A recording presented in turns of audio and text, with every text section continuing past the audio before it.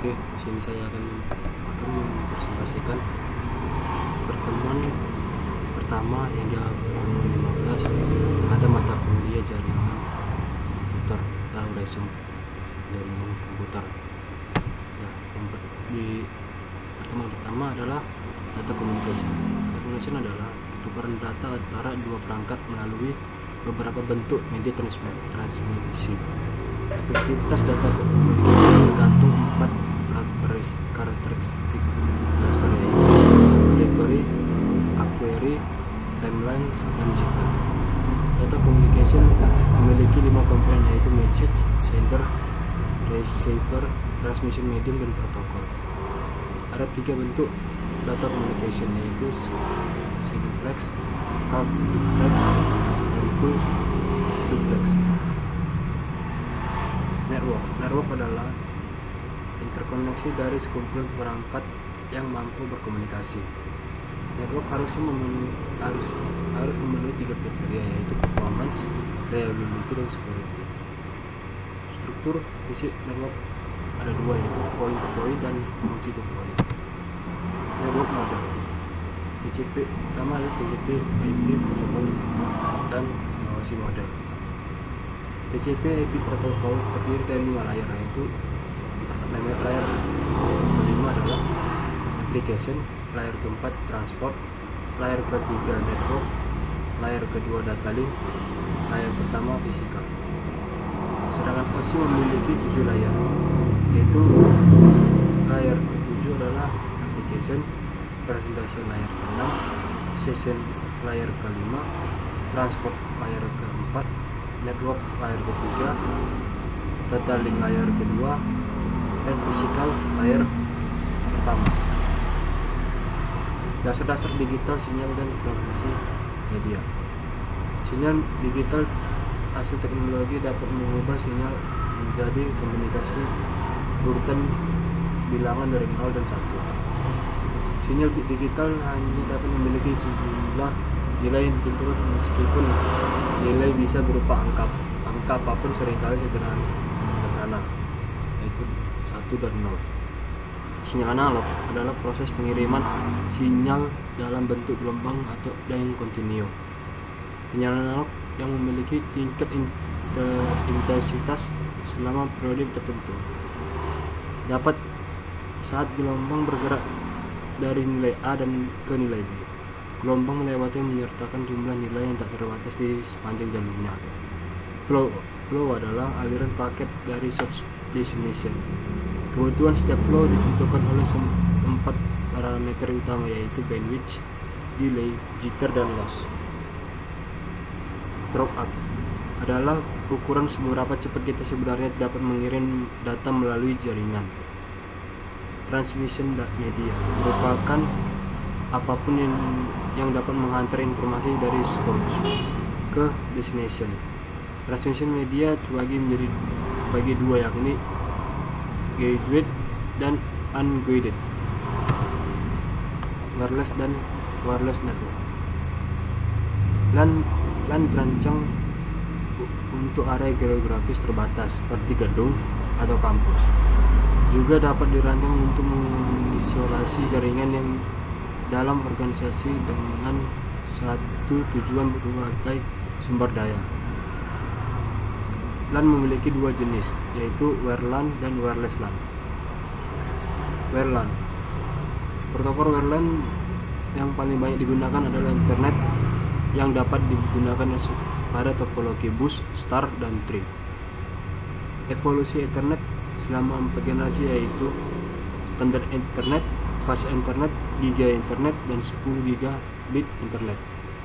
Contoh wire network lainnya adalah jaringan telepon, jaringan kabel, SONET, dan SDH.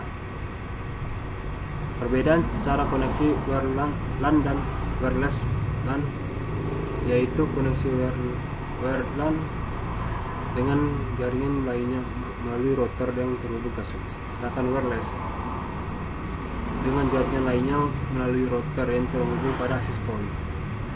Beberapa karakteristik WLAN yang tidak terdapat pada LAN, yaitu attitude Newton Interface, Multi-Path Propagation dan Error. Bluetooth juga merupakan teknologi WLAN yang dirancang untuk menghubungkan berbagai alat dengan berbeda fungsi seperti gadget, notebook, komputer, kamera, printer, bahkan mesin pembuat kopi. Kemudian connection device dan VLAN. Connecting device itu antara lain yaitu adalah hub. Hub adalah alat yang tidak memiliki kemampuan penyaringan atau filter yang bekerja atau beroperasi dalam physical layer. Switch adalah alat yang memiliki kemampuan filtering, yakni memiliki sebuah tabel yang dipergunakan untuk penyaring filter putusan. Bekerja beroperasi dalam physical layer, data link layer. Router adalah alat yang bekerja pada physical layer, data link layer, dan network layer. VLAN, Virtual Local Area Network, merupakan suatu LAN yang dikonfigurasi melalui software, bukan secara pengkabelan fisik. Pada kenyataannya ada dua tipe utama switch yakni minable switch yang bisa dikelola dan non-minable switch. Pembuatan VLAN harus menggunakan tipe minable switch. Internet Protocol dan IP address. IP address adalah alamat koneksi, bukan alamat mutlak host dan router. Jika host atau router bergerak berpindah ke jaringan, alamat IP bisa berubah. Alamat IP hanya ada satu koneksi didedikasikan terhadap internet. Contoh IP address adalah 192.168.2.254 atau 192.169.1.1. IP address merupakan alamat 32 bit, yang berarti jumlah alamatnya adalah 232 atau 2/32. IP address dibagi menjadi 5 kelas, yaitu kelas A, kelas B, kelas C, dan kelas E. Kelas full addressing. Pembagian kelas pada IP address. Contoh penulisan lengkap kelas full addressing adalah pada IP 192.168.1.254, yaitu kelas C, dengan subnet masknya 255, 255.255.6. Subnetting atau subnet mask default dengan 24 bit untuk kelas C. Dalam tahun 1996, otoritas internet mengumumkan suatu arsitektur baru yang disebut Classes.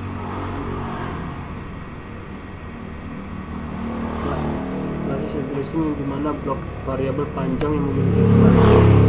Jadi ada blok 1 address, 2 address, dan 4 address, 128 address, dan seterusnya. Dalam classes addressing, panjang prefix mulai dari 0 hingga 32. Ukuran jaringan berbanding terbalik secara proporsional terhadap panjang prefix. Yang kecil berarti jaringan besar, prefix yang kecil. Subnetting merupakan suatu teknik membagi suatu jaringan menjadi sub jaringan. Tujuan subnetting adalah mereduksi traffic jaringan, mengoptimalkan performa jaringan, memudahkan pengelolaan, mengefektifkan jaringan yang dibatasi geografis yang luas. Subnet address dibuat oleh administrator dengan cara meminjam bit-bit dari porsi atau bagian host. IP address secara umum terbagi dua, yaitu net ID dan hash ID. Seluruh bit yang berhubungan net ID adalah 1, dan seluruh bit yang berhubungan hash ID adalah 0. Routing merupakan proses pemilihan penentuan jalur path yang dilalui oleh paket source router ke destination router. Routing terbagi dua, yaitu routing statis dan dinamis. Routing statis adalah tabel routing dibuat dan diperbaharui secara manual.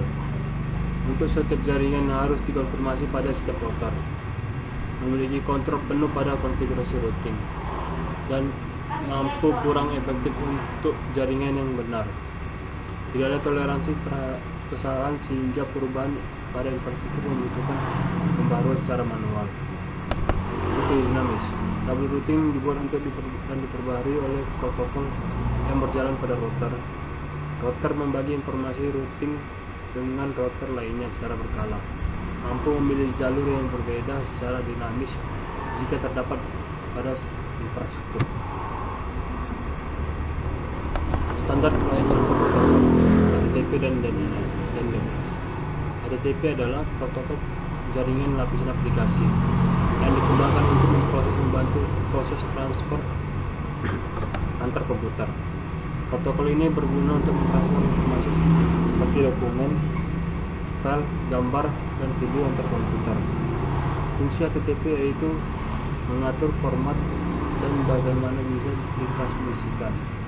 HTTP juga berfungsi untuk mengatur bagaimana web server dan browser memproses berbagai macam perintah yang masuk.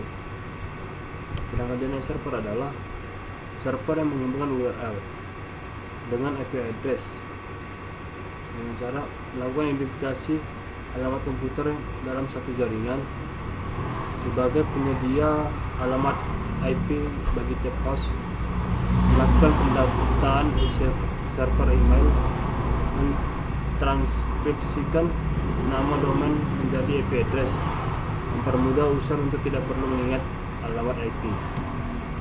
Network management. Network management adalah pemantauan, pengujian, konfigurasi, dan pemecahan masalah komponen jaringan untuk memenuhi serangkaian persyaratan yang ditentukan oleh suatu organisasi. Network management dibagi menjadi 5, yaitu konfigurasi manajemen, fault management, performance management, security management, accounting management. Sekian dari presentasi dari resume.